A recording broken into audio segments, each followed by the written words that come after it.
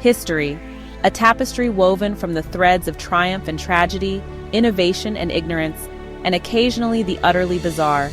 Join me now, dear viewers, as we embark on a journey to uncover 10 of the most astounding, the most peculiar, the most downright unbelievable events ever etched into the annals of history. Picture, if you will, the sun-baked plains of Western Australia shortly after the Great War. Farmers, returning to their fields, find their livelihoods threatened, not by enemy soldiers, but by an overwhelming foe, the emu. Desperate times, they say, call for desperate measures. And so it was that the Australian government, in an act of almost comical desperation, declared war. Soldiers armed with Lewis machine guns were deployed to combat the feathered menace.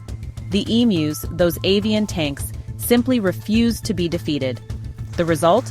An embarrassing defeat for the Australian army, and a resounding victory for the emus.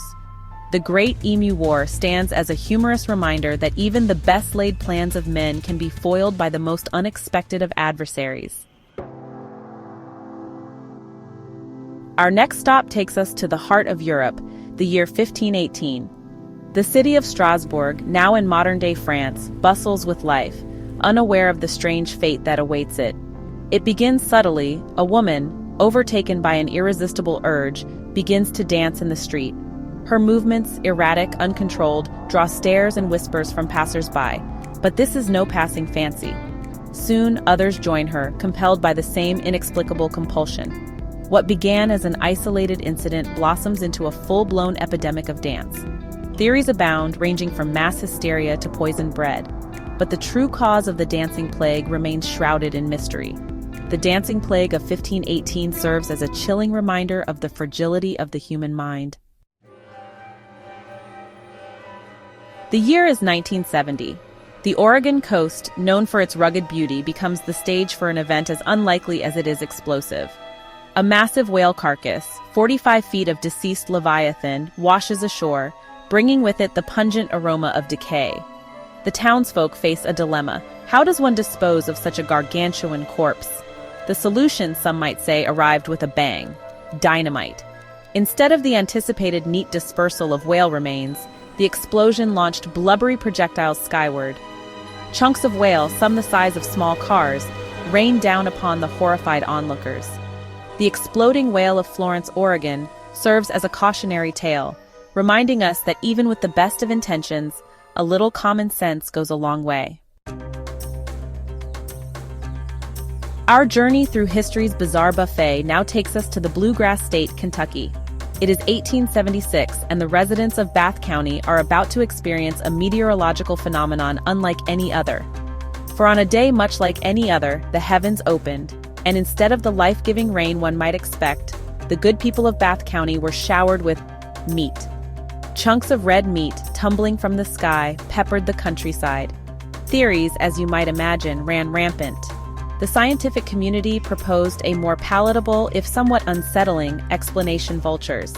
The Kentucky meat shower reminds us that even in the face of the seemingly impossible, there is often a perfectly reasonable, if somewhat unsavory, explanation.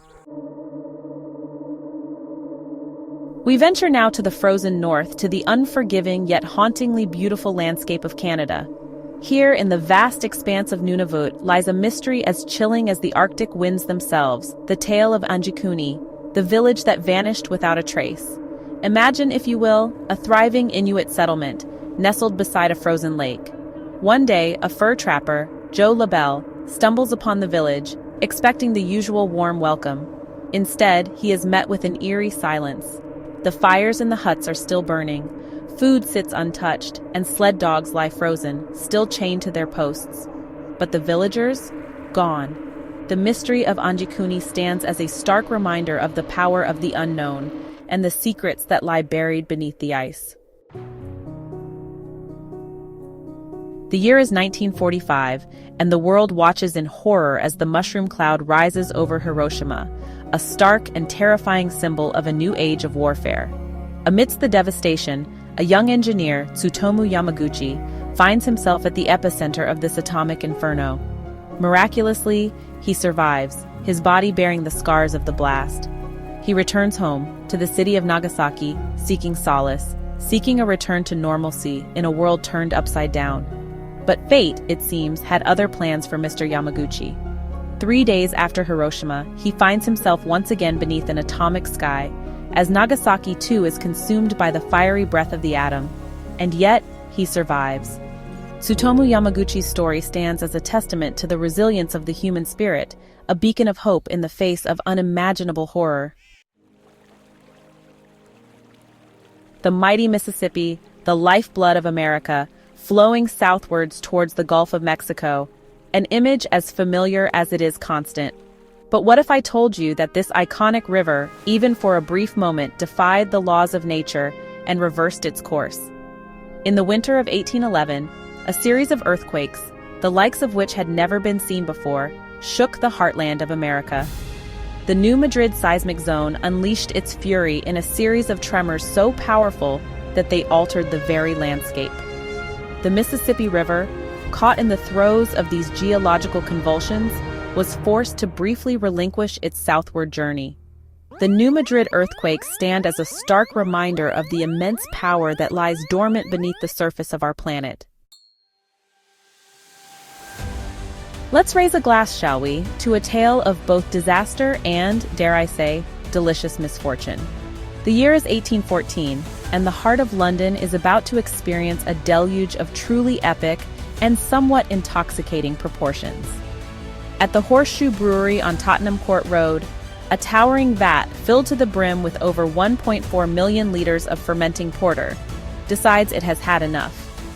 With a groan of tortured metal and a sound that can only be described as a brewer's worst nightmare, the vat gives way.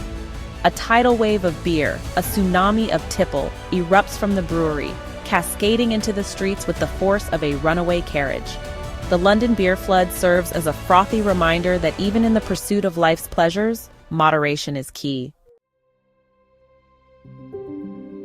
We journey now to 19th century France, where we encounter a man who seemingly had a rather complicated relationship with the afterlife, Jean-Marie Vianney, the beloved priest of Ars.